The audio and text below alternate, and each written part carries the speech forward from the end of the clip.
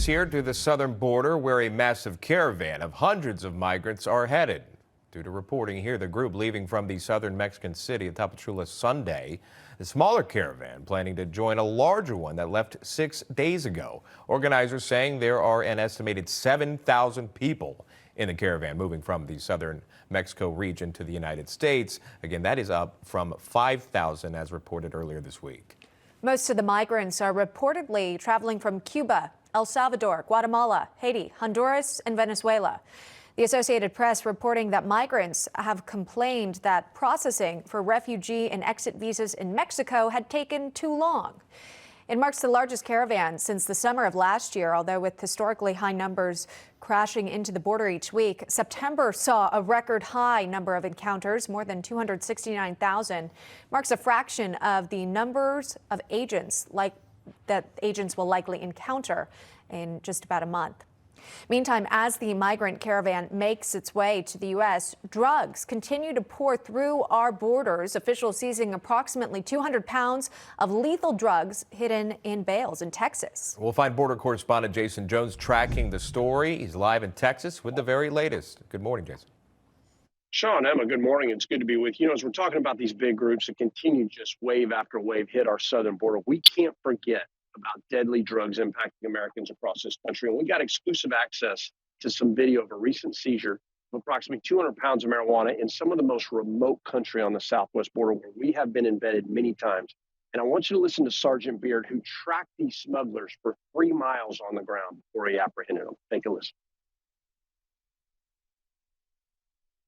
Like I said, I came up and it's right behind this rock here, just stacked just like that. So looks like we got 4 bundles right here. Yeah, 4 bundles. I caught 1, so we'll go from there. All right. Sergeant Beard out. Guys, I got to tell you, I've worked out there many years with these guys, and that is some of the most remote country where these smugglers operate. And you would be stunned. They call them mules because these guys will carry 50-pound bundles of marijuana usually on their back, as you saw in these large sacks that you're seeing here. And they'll carry them literally on the side of a cliff in some of the most difficult environment because they're trying to avoid law enforcement. So when you see that sergeant walking up the side of that mountain, that's because he's been tracking them for 3 miles. Very standard thing that they do. And they use that helicopter to leapfrog as they track their sign on the ground. Now, when you apprehend these smugglers, I've been there many times, those bundles and the straps that go over their shoulders, guys, it will literally imprint into the smuggler. And a lot of them will carry methamphetamine. The reason for that is meth as a stimulant. And so as they get tired or they get fatigued or they get in pain from carrying those 50-pound bundles, they'll snort that methamphetamine or eat it. So that gives them a little more stimulant to keep going through the mountains so that they can get to the interstate where they can then drop those bundles off. And from there, they go through the country. Here's an important point, though.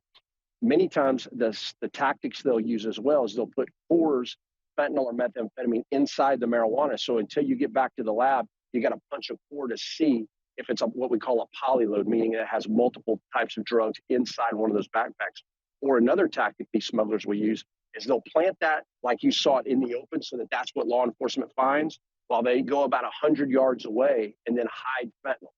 So it's just the type of things that we're seeing, but we can't forget about the impacts of this open border on American families across this country. Unreal. Jason Jones reporting with that, joining us live. Jason, thank you.